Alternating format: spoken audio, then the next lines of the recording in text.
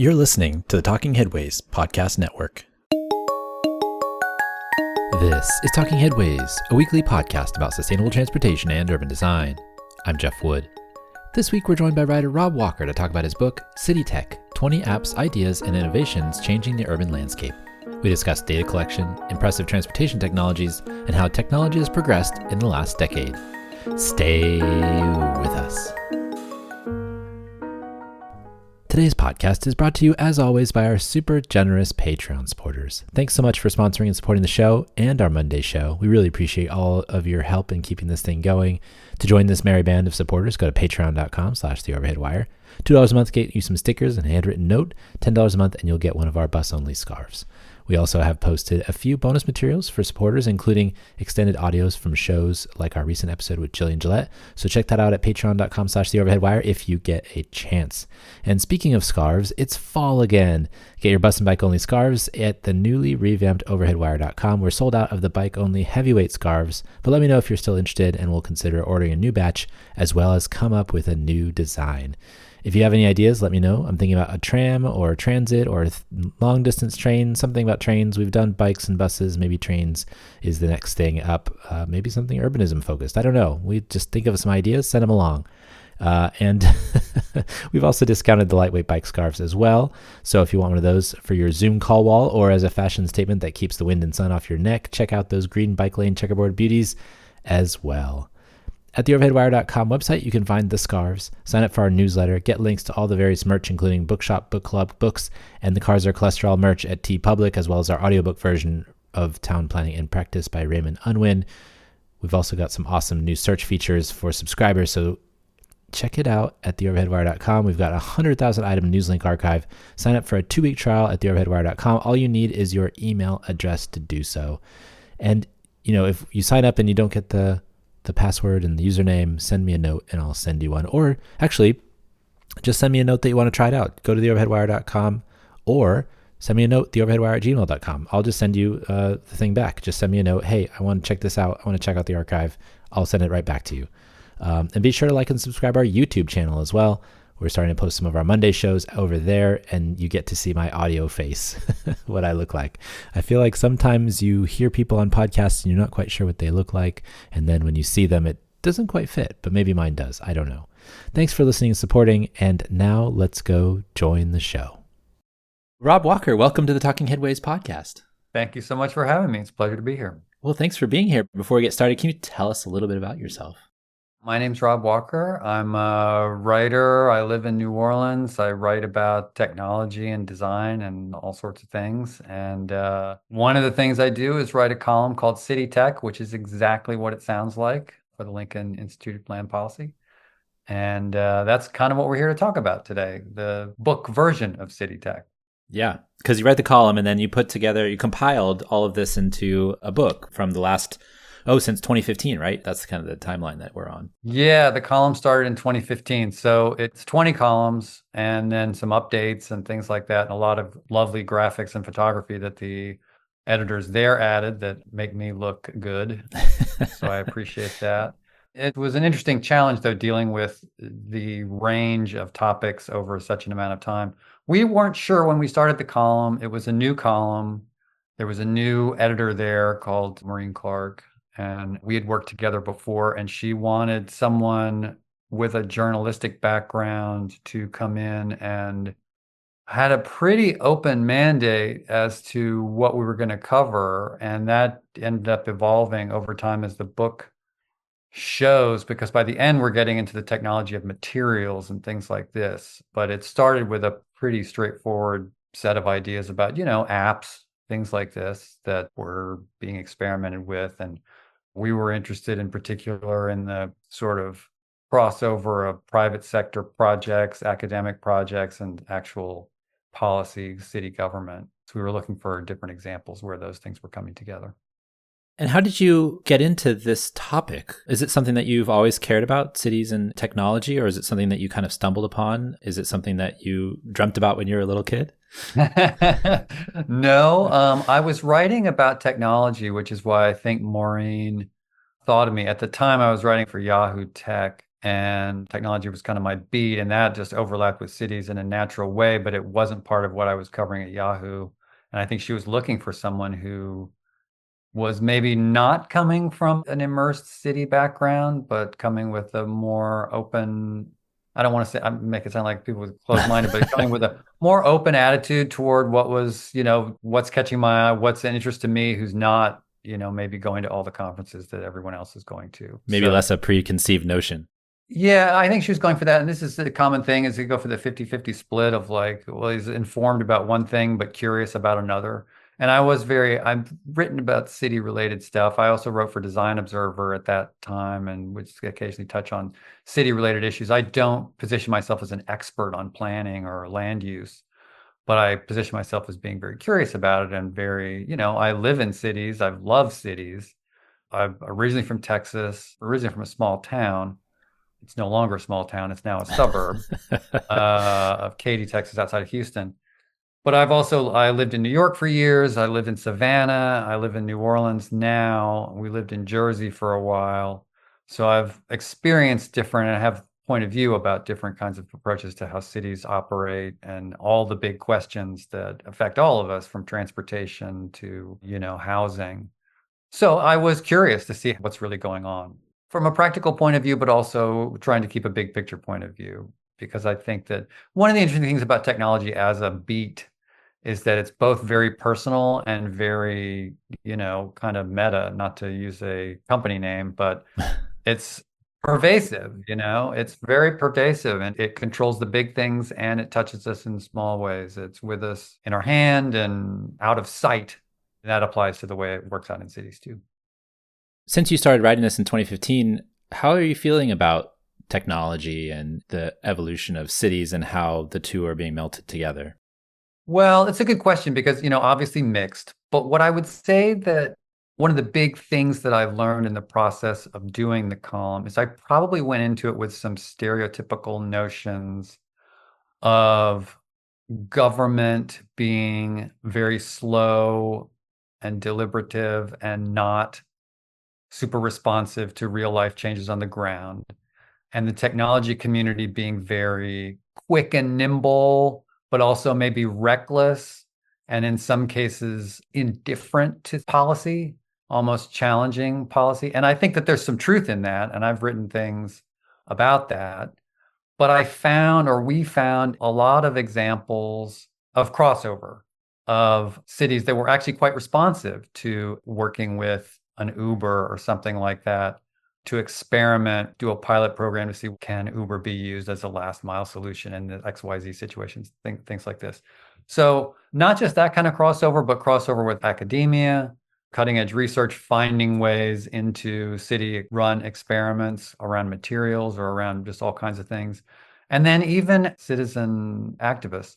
We have in the book that one of my favorite examples is this wayfinding program that was in Durham and was an online thing. Originally, the guy did it without permission, and you could go onto the site and print signs and put up wayfinding markers that would encourage walking in areas where it had been overlooked. And instead of stomping him out, the city had worked with him, and then other cities worked with him to create similar programs in San Jose and elsewhere. And I was genuinely surprised to come across things like that because I had this, vision of siloedness in these questions that's been a real stumbling block. And there is truth to the siloedness that comes up from time to time in the column too. But to answer your overriding question, this is one of the things that I sort of feel pretty good about the direction that we're moving in with that. I think that there's more openness to experimentation and different kinds of groups working together, different constituencies.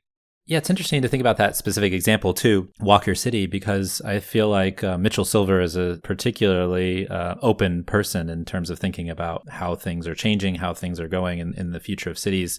And so it's interesting to think about how he responded to that initially. Even this was one of the early examples that you gave. So it was kind of ahead of a lot of some of the more pernicious examples of technology companies stepping on cities' toes, Yeah, or overstepping their boundaries. And so I found that really fascinating too, how Durham and Mitchell responded to that. Like, yeah, you probably shouldn't have done this, but it's pretty cool, right? Right. And you're right that, maybe it was possible for that attitude to take hold because it wasn't quite as bad as some of the things with Airbnb disrupting housing markets and things like this that are a little bit harder to just shrug off. But still, I think that we assume that there will be a kind of knee-jerk reaction to these kind of unauthorized experiments. Like, why should we, even if it is cool, why should we show you any openness or open-mindedness?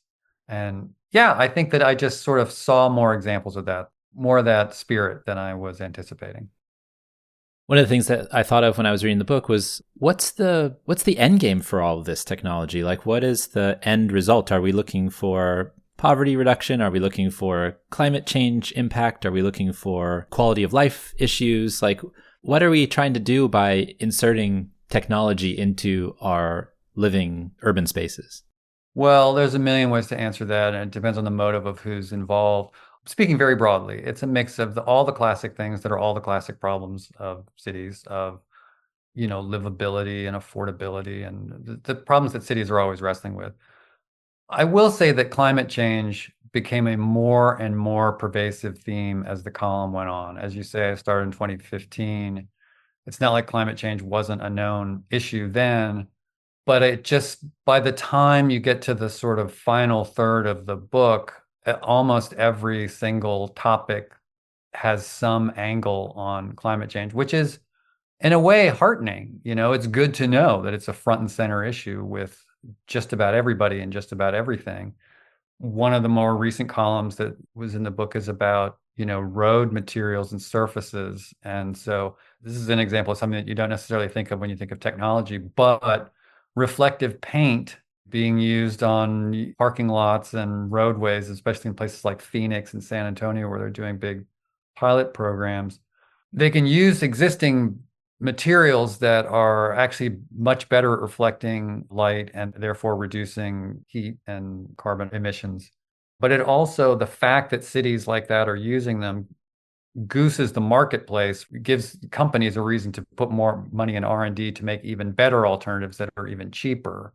And that's an example of how the public and private sector are kind of helping each other. Climate change, although it is controversial on a sort of nationwide political level, I guess, there doesn't seem to be that kind of confusion on the ground in the cities that I was dealing with. I did not have trouble finding. It just became an inescapable topic that it's weird in some ways, the national discourse about it among high-level politicians about, well, it's unproven and things like this. The cities are where the, actual business of governing our lives and managing reality happens. And there, this is an accepted fact. And people are really trying in many ways to come up with solutions that have an impact as fast as possible and as lasting as possible. It's interesting because I feel like on that national level, or at least the kind of the 30,000 foot level, it's kind of easy to go into your silo and your echo chambers and kind of talk randomly about stuff. But when you're in Florida or you're in Phoenix or you're in, unfortunately, recently Asheville, North Carolina, Yeah. you see what happens, right? And it's real and it hits you like a ton of bricks. Yeah. And, cities and governments have no choice but to respond to the disasters that happen when climate fuels them to the next level. I mean, that's just what it is. And so we see this all the time, right? I mean, we see cities like you're talking about, like Phoenix, thinking about, how much albedo the road has, Yeah. how much reflective property it has, because, otherwise you hear these stories of people's shoes melting on the street and Right. things like that. So Right. it's real to so many people. It's just a weird thing when you get to that higher level that it can be covered up or it can be discussed in a way that's circular and weird. Yeah, in that column, San Antonio was a good example of, I guess it was not this past summer, but the summer before, when all these records were getting broken. And they had I forget the exact number, but they had the projected average temperature would be XYZ by the year 2035. And instead they hit it that year. And it just became a wake-up call for the local government. The kind of chief environmental officer who had been struggling to get attention to get these, just got the green light like, go for it. Let's get these pilots going on whatever we can do to reduce the impact of this, not someday, but immediately. Now, of course, we can't turn around overnight, but that attitude makes a big difference in the long run. And, to go back to the theme of technology, this is a little bit, I haven't really ever written about this, but I think that the idea of positioning these issues as issues that technology can help us solve is actually very attractive to government officials for both good reasons, which is this is active steps we can take, but also maybe some other reasons, which is like, well, we're not really asking people to make sacrifices, which is not a popular thing for.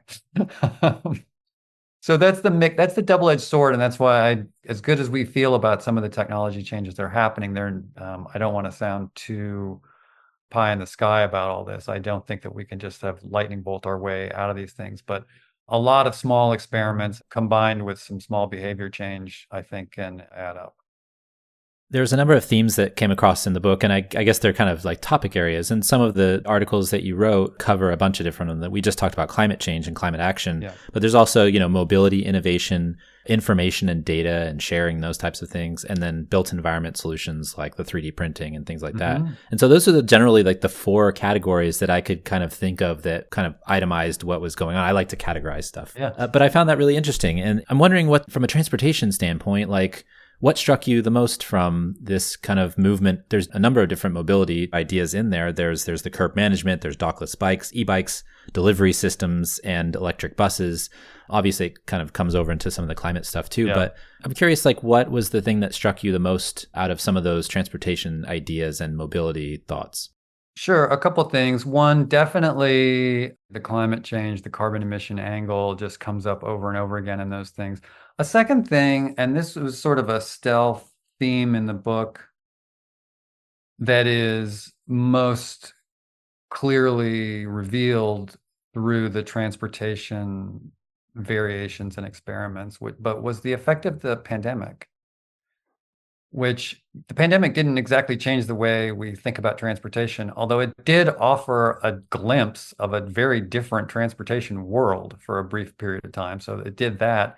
And secondary, the green lighting of new projects and new experiments and new pilots almost overnight at much faster pace than government is used to working in. Even simple things like approving the use of the roadway outside of a restaurant for tables so people can have outdoor dining is a zoning change that would have taken years of debate, and they would do it in a week.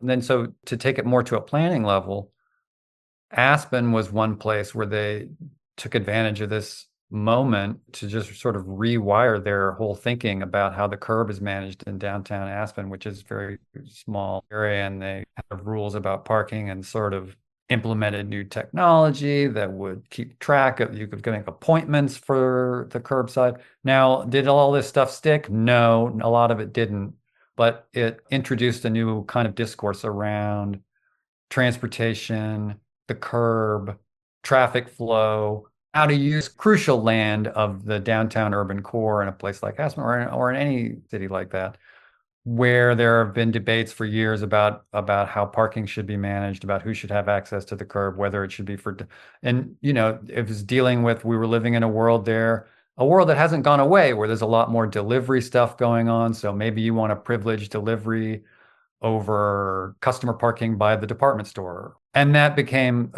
transportation was one of the places where you saw that play out the most emphatically and undeniably. And I think that while some of those experiments didn't work out, you're seeing an openness to flexibility that has persisted. And we're not really talking about the pandemic anymore, but I think that it did show us a different vision of how street congestion could be addressed.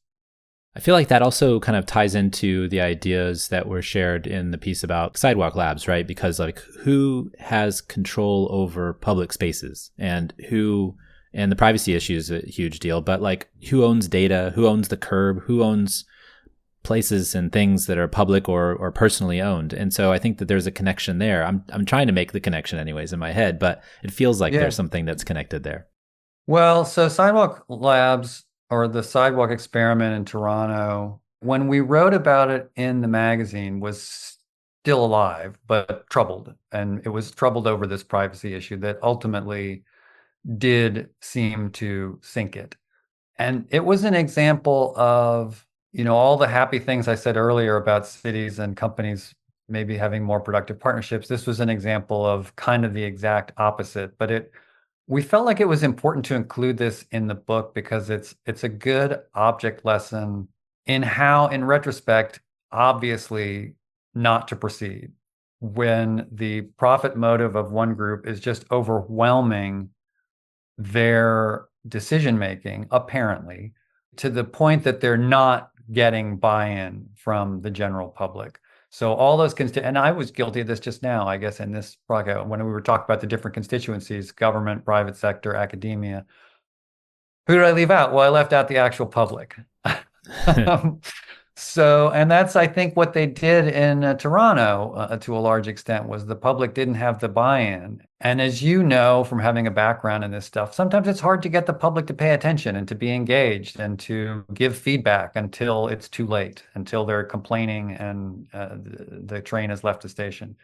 Well, in this case, we saw here's how it can go awry. And I think we can learn from this in ways that will help the next version of this kind of project succeed a little bit better. And there are other examples in the book of organizations that are specifically trying to get better at the offer tools, co-urbanize being one, specifically trying to build and offer tools that try to meet the public where it is to get that crucial feedback, because that is what's going to make these things live or die. And that's especially true if we're continue to deal with the reality of like we have these existing cities, we have these existing infrastructures that have to be dealt with.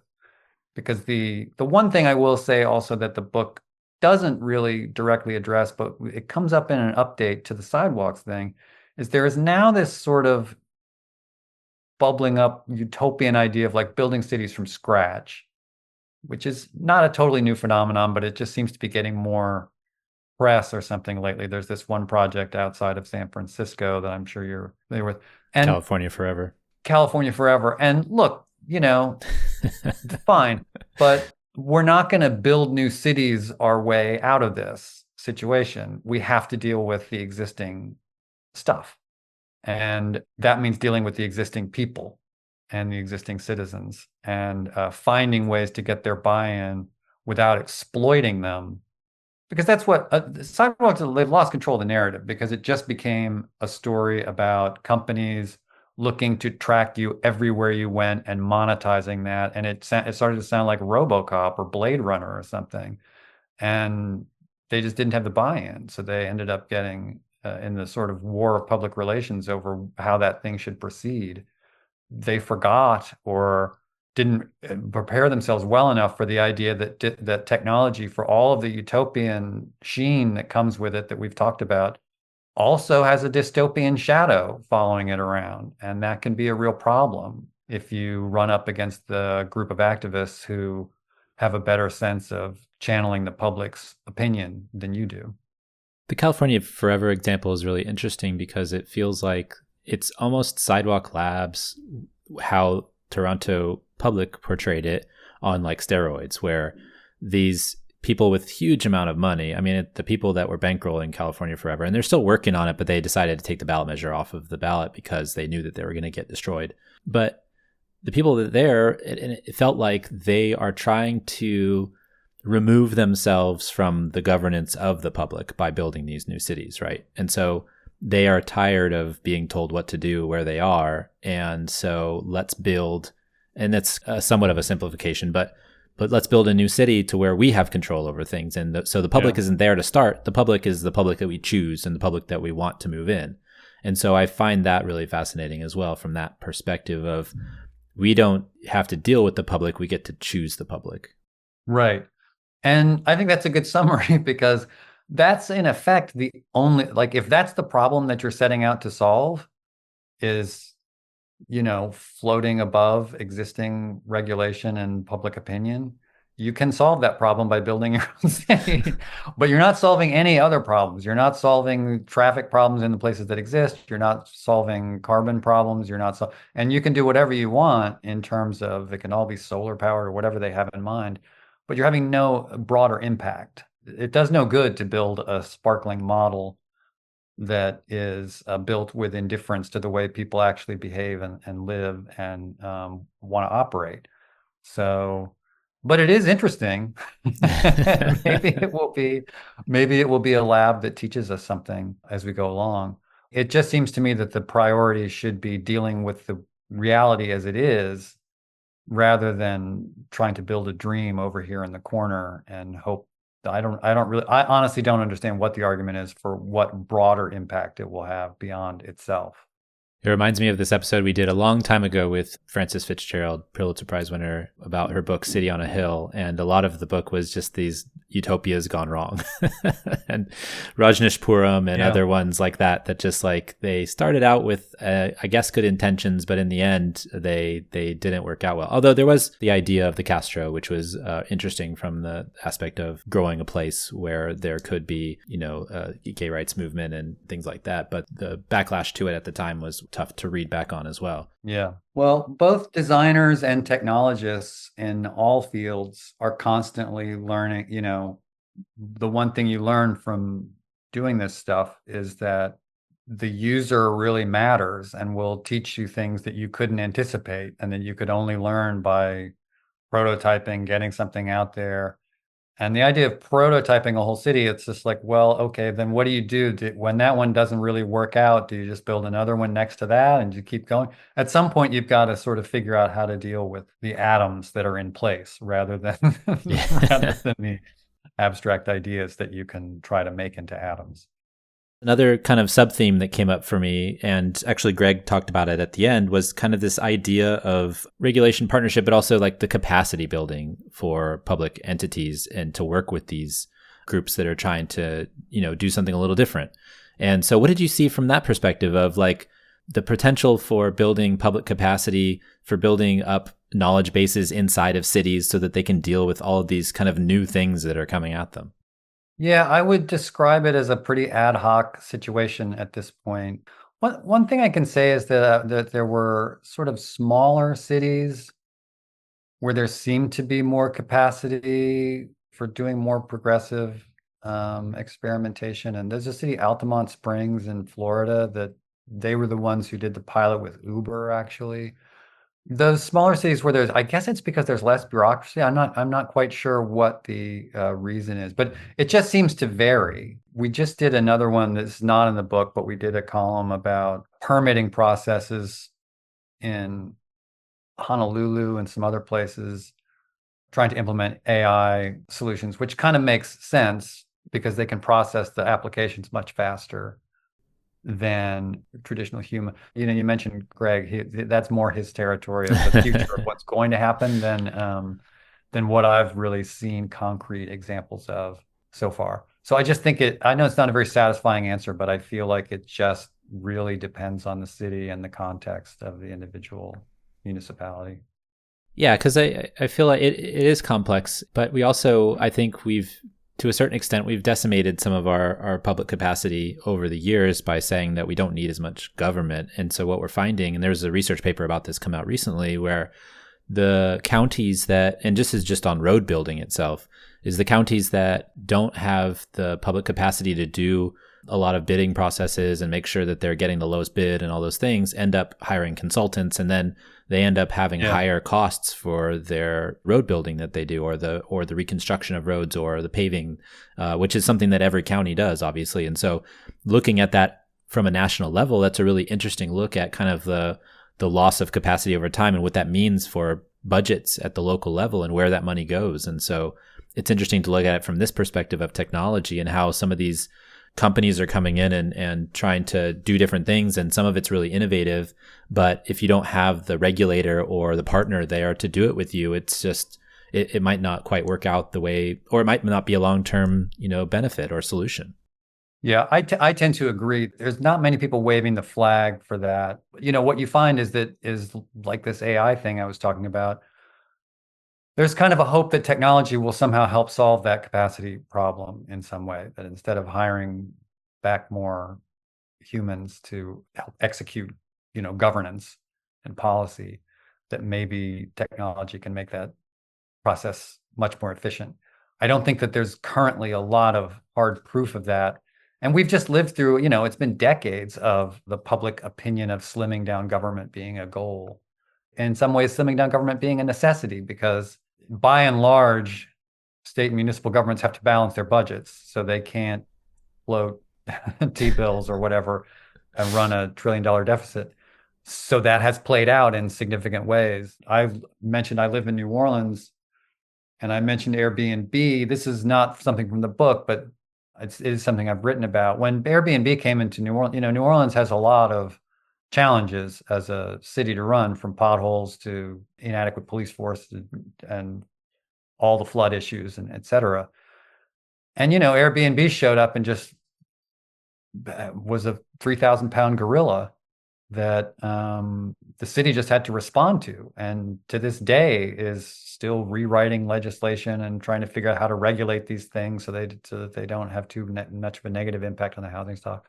And they just don't have the capacity. So I couldn't agree more with your general point.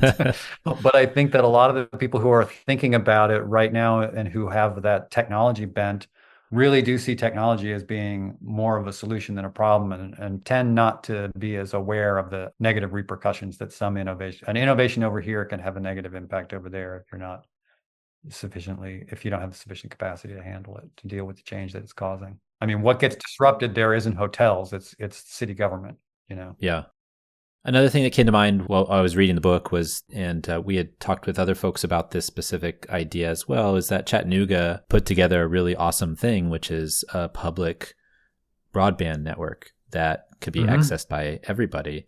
But it also brings up this idea of like the overregulation in my mind, because Chattanooga is rare in that it's one of the few places that actually does this, because the telecoms and the internet companies that are out there, the ISPs, are, telling state legislatures and locals that they should write laws that say that you can't even do this. So like when the infrastructure bill passed, there's a hope that more cities would go this route and provide public infrastructure, but it ended up that there's a lot of places that can't do it at all. And so I'm wondering how much that played into like some of your columns, which is like this overregulation, this kind of constraint on some, really good ideas like what happened in Chattanooga with the broadband expansion. Yeah, we've tended to, with the exception of sidewalk, we've tended to steer more in direction of here's something that worked rather than here's something that fell apart and here's why, or here's something that they're just trying. And Chattanooga was obviously a standout, and there were a lot of things about the situation there that were unique to that place, including they have a utility that's just very forward thinking and aggressive in fighting the kinds of fights that you're talking about, of having competing interests trying to stop them. So we can only hope that people pick up on that and, lead by example kind of approach. But yeah, I think that your general point is right, that the tech companies and by extension, the cable and so on providers, they don't want government regulation unless it's regulating in a way that throws up barriers to their potential competitors. But that's an old story, and that's not probably going to go away. It's hard to say whether that's something that, I think that it can be fought at a local level on an exception by exception basis, but it's not easy. That's something where we need a kind of national tone to be set about what is good regulation and what is bad regulation. And right now, we're just very far away from having a serious national debate about that. That's kind of, the positions are kind of cartoonish. And, we're still debating whether TikTok should be banned. And until we can sort of move with one purpose on questions as basic as that, then I think some of these more complex things are just going to continue to be fought out in the trenches. There's also an interesting, one of the themes that I came up with was information and data. So you have Chattanooga, you have the Sidewalk Labs discussion, you have dockless bikes, Strava, streetlights, community engagement. Yeah. The Strava one was really interesting to me as well, because I remember at the time when the data came out that everybody was really excited about it. But then people kind of started putting up, signs that are like, well, we have to kind of be careful about this, because who is using Strava and who are the ones creating these paths and these data that is, that's very useful for cities. Yeah. But I think that kind of how Strava kind of like fell into it was another interesting story that you unearthed as well. Yeah, it was something that it fell into, it is right. And I think that by and large, while there have been the problems that you discussed, they've been a good example of how a private tech enterprise that is throwing off this data that can be of use found a way to be pretty openly responsive to cities and municipalities saying, hey, is there a way you can make this data accessible to us? And they sort of formed this whole other unit, Strava Metro, that I don't know that it's a cash cow for them per se, but I think that Probably not, it's, but with all the cautionary notes that you just properly sounded about, well, who is exactly, this data could be skewed in some ways. It's also like, it's just true that it's presenting a form of data, a trove of data that was just previously unavailable beyond what you can do with people standing with clickers and things like this. It's a good example. And it hung around. When I first wrote about it, it was pretty new. And it wasn't sort of clear to me anyway if it would persist or if they would spin it off or find some way to, I don't think it was contributing meaningfully to their bottom line. And so that made it kind of tentative in my view. So I'm pleased that it's still around and still being put to use. I'm sure that there are planners who would like different kinds of access to that data than Strava is able to provide, but I think it's been an overall positive contribution to it's a good example of these kind of cross-fertilization things that I was surprised to find from when I first went into the column.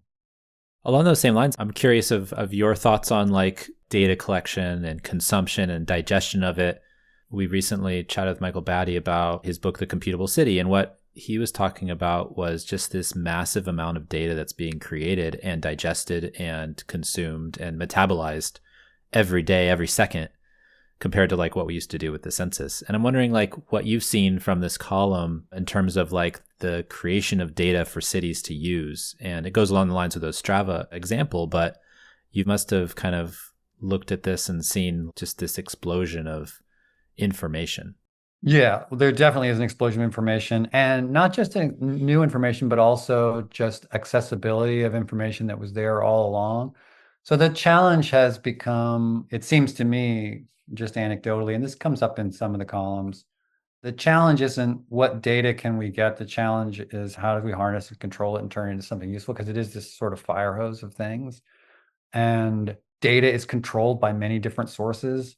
There was one column where I wrote about some different municipalities trying to create a kind of climate, so back to climate, a climate dashboard to sort of figure out what can we do, what policy decisions can we make on a local level. And this was one town in Massachusetts. Can we make it on a local level that will have an impact on carbon emissions, and how do we measure it?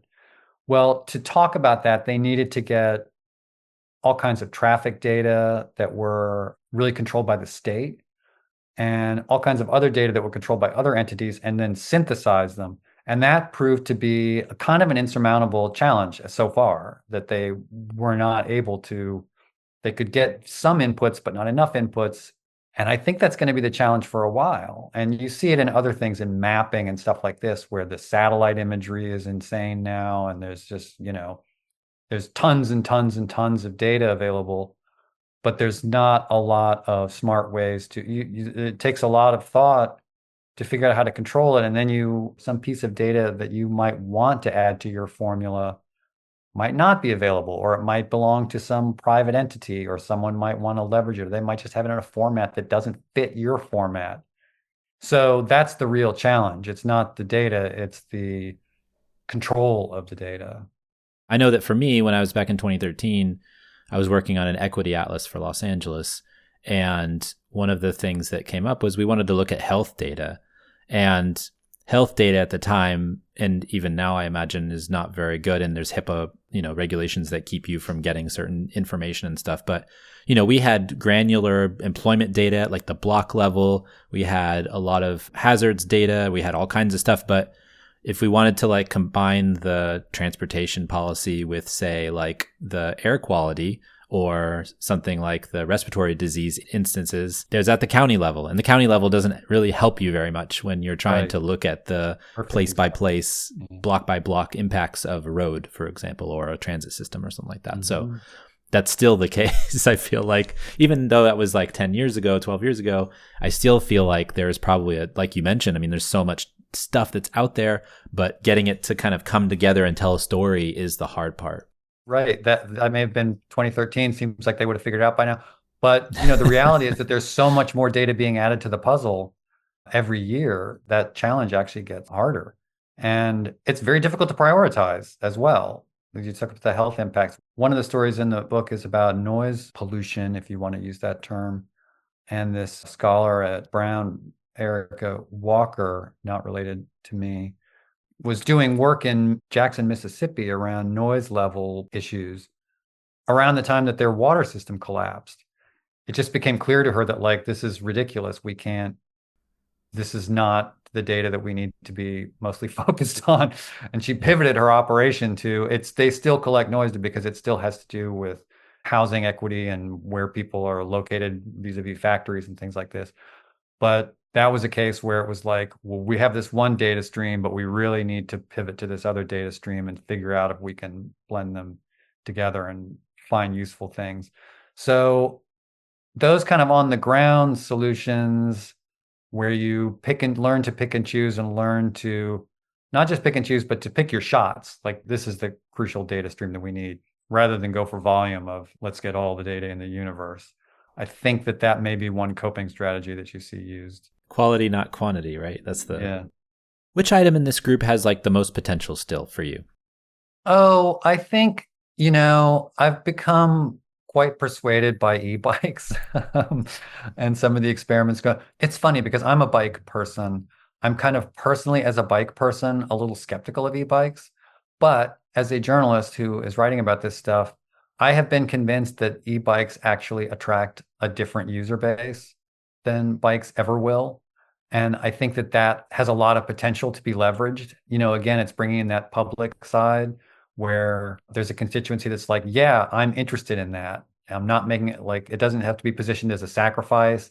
It can be positioned as an opportunity. And I think that there's enough of that appeal that it could be leveraged to have actual policy impacts on things like bike lanes and bike sharing opportunities. Oh, it's funny because, you asked me that. Now I'm worried that I sound naive, but I am pretty optimistic about that because it is a coming together of a lot of different elements that I think are good, even though I personally might not be getting an e-bike. I think about it when I'm biking up a hill here in San Francisco every time. Yeah. Like, I need that pedal Right. assist. Right. It's easy for me to say New Orleans is very flat. So. Yeah. But no, I have been persuaded that it just, as you know, bike issues is not a new topic, but this has potential to really broaden it out in a way that's a real genuine step forward, real genuine progress. And the pervasiveness of bike sharing programs has continued to grow. A lot of them, including in New Orleans, they have an e-bike component to them. And I think that that's helping. So I feel pretty good about that. One of the interesting things that stuck out to me along those lines is just like the idea in the delivery piece that you have. Yeah. And it fits with the e-bike discussion as well, is that like, Yes. we have this argument that we've always had about taking space for bikes or for buses or whatever else it is. But now, if you can bring in these smaller vehicles and start to recalibrate that discussion around let's move freight, let's move people in these other lanes that aren't for cars, right, but they're for people and goods that are in the small packages, right? I thought that was really interesting because I don't think I feel like I've felt that discussion this way or that way, but not like directly as it was stated in your piece, which I thought was really great. Yeah, I agree. And I think that, as you say, I think e-bikes are a potential piece of that and maybe a potential bridge to that, because I think it's a big leap for people to say, well, wait a minute, we just got finished building all these bike lanes. Now we're going to build special lanes for robots or whatever. And like people are like, you can see how that becomes a target. But the e-bike it's more relatable. It's a big improvement for delivery. There is a lot of potential there because that's one that sounds almost pie in the sky, that like, come on, we're not going to have new lanes for new kinds of, but if you think about bike lanes and the progress we've made there, if we can see ways to adapt, there's some possibilities. There's some possibilities. Yeah. And some places have a lot of space on their roads that could be repurposed. Yeah. Well, so my last question is, what makes you happy about the way that things are going? Looking back from 2015 to now, is there something that brings you joy or just kind of like a good feeling going forward? Yeah, I mean, it's a bias of the column that I end up talking to really cool people Yeah. who are doing really cool stuff. Both, the kinds of people who are willing to make the time to talk to me tend to be the kind of people who are optimistic, experimental, clear-eyed, but not doomy in any way. So I feel good that there's people out there who are really passionate about it, about using technology to improve city life, and almost just ways that the endless innovation and sort of surprises of like, what do they come up with next? And not all of what they come up with works. There are definitely examples. That's what the updates serve in the book. There's updates about like, well, actually that company went out of business. Yeah. But we don't think it's worth including. They're not there anymore. But the endless optimism that's out there despite the challenges is great. And that's the thing that keeps me actually writing the column. So that would be the thing that makes me happiest about it. That's awesome. Well, the book is City Tech, 20 Apps, Ideas, and Innovations for the Changing Urban Landscape. Where can folks pick up a copy if they want to read it, which they should? I believe that it's in bookstores. You can, of course, get it on Amazon or at bookshop.org, or your local bookstore will probably order it for you, or you can get it at the Lincoln Institute website. Awesome. And where can folks find you if you wish to be found? Well, the easiest place to find me is probably either my site, robwalker.net, or my newsletter, which is called The Art of Noticing, and it's about observation and attention, and that is robwalker.substack.com. Awesome. I'm going to go and subscribe to that right now. Rob, thanks for joining us. We really appreciate your time. Thanks so much for having me. It was a blast. Thanks for joining us. The Talking Headways podcast is a project of The Overhead Wire and appears first at Streetsblog USA. Thanks to our generous Patreon supporters for supporting this show and Mondays at The Overhead Wire. You can support the show by going to patreon.com/TheOverheadWire. Sign up for our 18-year-old daily newsletter by visiting theoverheadwire.com or check the show notes for other cool merch and opportunities to connect. Follow along using your podcatcher of choice, but if you can't find it there, you can always find the show at its original home, usa.streetsblog.org. We'll see you next time at Talking Headways.